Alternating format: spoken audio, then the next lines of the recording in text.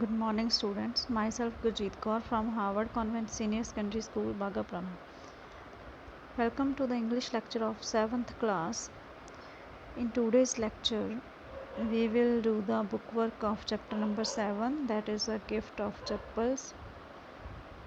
We will read the lesson later in any other lecture. Look at the bookwork of the chapter. First are the MCQs. MCQs we will do after reading the chapter. Next part is that is a listening part होता है on your book. ठीक है जी. These are the blanks we have to fill and you will read from the last of your book. There is given a passage. From that passage we have taken these blanks. Next, grammar part. Look at part A. Read the sentences given below. Describe whether the group of words in bold is a clause or a phrase. You already know that what is a clause and what is a phrase. Clause is a group of words होता है which have a subject होता है, proper subject and a verb होता है उसमें, and it makes a sense. ठीक है, उसकी sense बनती है, complete sense होती है उसकी. clause जो होता है. and what is a phrase? phrase होता है group of words which make sense but not complete sense. ठीक है, these are the extra words मतलब कि जो किसी सेंटेंस को के साथ ऐड किए जाते हैं. ठीक है जी. विच टेल्स अस अबाउट मतलब कि द सब्जेक्ट कि क्या करने जा रहा है, कहाँ जा रहा है. That is that part of the sentence is called phrase. We have to identify the words given in bold कि ये क्लॉज है या फ्रेज है. देखो, look at the number first जो सेंटेंस है. She said that she will attend the cooking session. That is the clause because here she is subject. ठीक है, she will verb आगे attend the cooking session. That is making complete sense. Subject है, verb है, everything is there. It means that is the clause. phrase जो होती है that is extra से words होते हैं that are phrase. Second देखो, he lived in Chennai. That is the proper sentence हो गया कि वो चेन्नई में रहता है. ठीक है, up to that part that is a clause हो गया इसका. once upon a time. These are the extra words. कब रहता था? एक बार. ठीक है, एक बार की बात है. once upon a time. These group of words are in bold जो है that are phrase because it is not having any subject, not a verb. Third है Meera must work hard so that she could pass the exam with good marks. Okay, the जो आपका जो clause होता है it is having subject and as well as verb होता है उसमें. Third में क्या है, यहाँ पे दो हैं sentences. Meera must work hard, यहाँ तक भी कंप्लीट सेंस है कि उसे हार्ड वर्क करना चाहिए. क्यों? सो दैट, ताकि she could pass the exam. Again this is having subject. She could pass, verb आ गई, the exam with good marks. This is also a clause. Subject है, वर्ब है, everything is there. Next, number 4. His sister is as intelligent as she is pretty. उसकी sister उतनी ही intelligent है जितनी कि वो सुंदर है. Again in this sentence there are two parts. His sister is as intelligent, दोनों में सब्जेक्ट है, वर्ब है. As she is pretty, she subject आ गया, इज़ जो आ गया वर्ब आ गया. ठीक है, प्रिटी जो इसका एडजेक्टिव आ गया. she is pretty, that is also a clause. making it is making complete sense बन रही है कि she is pretty, मतलब कि वो pretty है. Number 5. Mohit could not come because he was busy. again इसमें दोनों मतलब कि दो sentences में subject भी आ गया, इसमें दोनों में verb भी है. मोहित could not come, वो नहीं आ सकता क्योंकि he was busy. he was busy is making complete sense कि वो busy था. All these are clauses except number 2 जो कि है once upon a time. It is not having any subject, not a verb. So look at the जो है question B है जो fill in the blanks with phrases or clauses to complete the sentences. We have given some incomplete sentences दिए गए हैं, we have to fill the some words, ठीक है, अपने आप से जो वर्ड्स हमें फिल करने हैं to complete the sentences. After that then write C for clause और पी फॉर फ्रेज, हमें उसके बाद आइडेंटिफाई करना है कि कौन सा क्लॉज है कौन सा फ्रेज है। Number first, Sangeeta lives in the house, up to that their sentence, ठीक है, ये भी एक कंप्लीट सेंस बन रही है कि संगीता एक घर में रहती है। That is far away from my house, जो कि मेरे घर के दूर है। You can write any sentence here that Sangeeta lives in a house that is very big, या that is near my house, that is far away from my house, ठीक है। You can add anything, that is also a clause, क्योंकि उसमें subject भी होगा verb भी होगी, ठीक है। That is far away from my house. Second है I tried to give the exam but failed. I tried, मैंने कोशिश की, क्या, अबाउट वट, ठीक है। फ्रेज जो होती है ऑफ अक्सर वो आपके मतलब कि जो सेंटेंस दिया होता है that is the answer of that incomplete sentence, उसका आंसर होता है, ठीक है। I tried to give the exam but failed, ठीक है। Give the exam it is not making any sense, ठीक है, कोई इसमें सब्जेक्ट नहीं है, कोई नथिंग, ठीक है, सब्जेक्ट मिसिंग है। Give the exam only, this is a phrase. She was out of town when I visited her.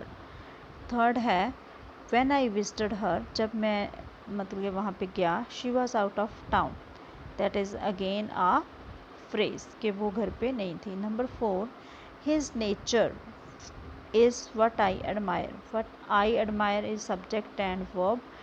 His nature, these are some extra words, this is also a phrase. Number 5, he opened the door and was shocked to see him. उसने दरवाज़ा खोला and वो बहुत shock था उसको देख के, and shocked to see him, again it is having सब verb है इसमें, तो that is a clause. So next है word wise में there are some jumbled words given in a jumbled form. We have to unscramble them, उनको unscramble करके we have to make a proper word बनाना है हमें। But firstly बन जाएगा आपका protested, ठीक है। सेकंड बन जाए impressed, third elbow, number 4 children, number 5 chappals and number 6 जो है mysteriously. Next here is one more new thing for you, smile, metaphor and personification. Smile क्या होता है? Smile shows comparison between two unlike things. Unlike मतलब कि एक दूसरे जैसी नहीं होती, बट उनमें कंपैरिजन शो करते हैं हम, at least one point of comparison.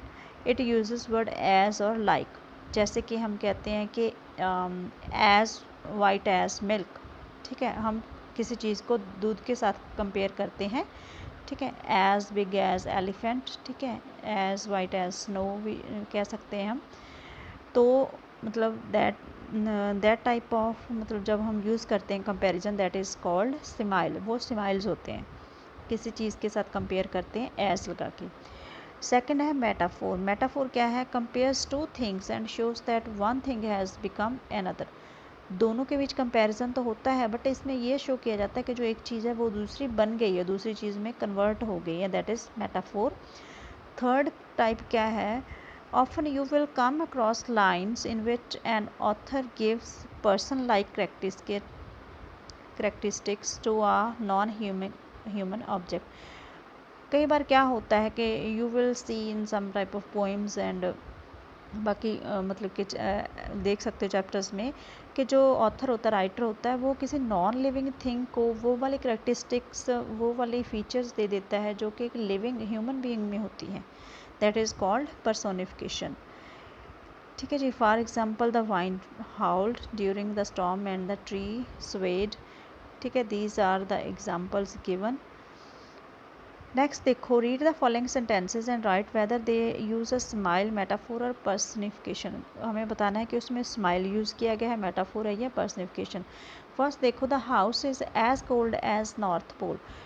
Hair comparison is made between house and north pole, किसके साथ, एज के साथ। एज कोल्ड इतना ही ठंडा जैसे कि नॉर्थ पोल ठंडा होता है जितना, उतना ठंडा है, that is a smile. Smile नहीं बोलना, SMILE स्माइल नहीं, वो स्माइल नहीं है, ये SIMILE स्माइल है, मतलब कि सिमिलर। सेकंड है, Miss Agarwal is a kind smiling angel. देखो यहाँ पे मिस अग्रवाल को किसके साथ कंपेयर किया गया है, मतलब विद अनदर थिंग, किसी और चीज़ के साथ कंपेयर किया गया है, और ये शो कर रहे हैं कि वो एंजल टाइप है, एंजल बन गई, that is a metaphor. As के साथ कंपेयर नहीं किया गया उसको।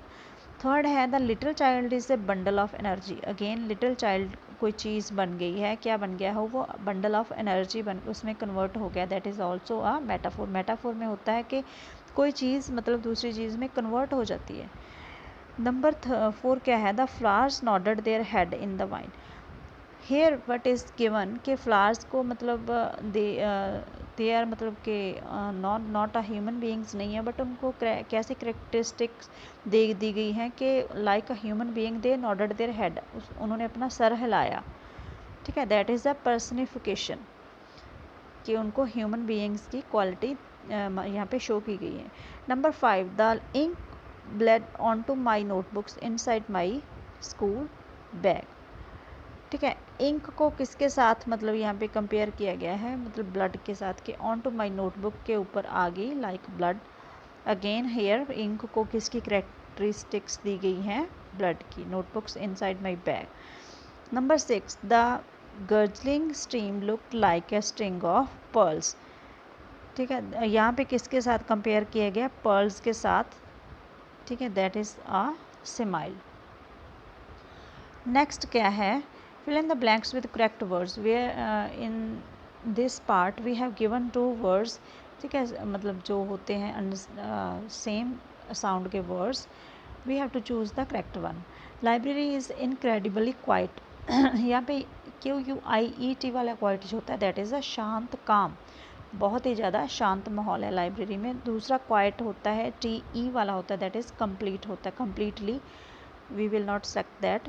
क्वाइट IET वाला क्वाइट है, शांत। सेकंड है, how did they manage to lose that game.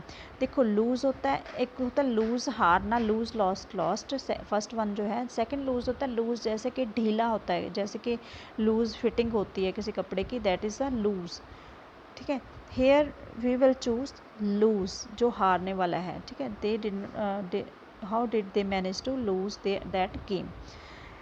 Third है, the train was stationary. Stationary एक होता है, स्टेशनरी लाइक एकेडमिक जो मटेरियल होता है, study material, that is stationery, notebooks वगैरह। ई वाला होता है वो, जो ए वाला, दैट स्टेशनरी मीन्स के एक जगह पे खड़े होना, स्टेशनरी। ट्रेन वाज स्टेशनरी मतलब रुकी हुई थी, स्टेशनरी, ए वाली। Number 4, they have left there. There मतलब कि हेयर पोजेसिव, जो पोजेशन शो कर रहा है, देयर की, उनका, THEIR वाला देयर, होम, पोजेशन शो कर रहा है, EIR। नेक्स्ट है हुज। हुज मतलब किसका, ठीक है, हु इज़ नहीं, हु इज़ ये कौन है वो वाला नहीं, हुज किसका, अगेन पोजेशन है, हुज बुक इज़ दैट। ठीक है, see that's all about the book work of chapter number 7। ठीक है, do your book work neat and clean and try to understand it. Okay, that's all for the day. Thank you.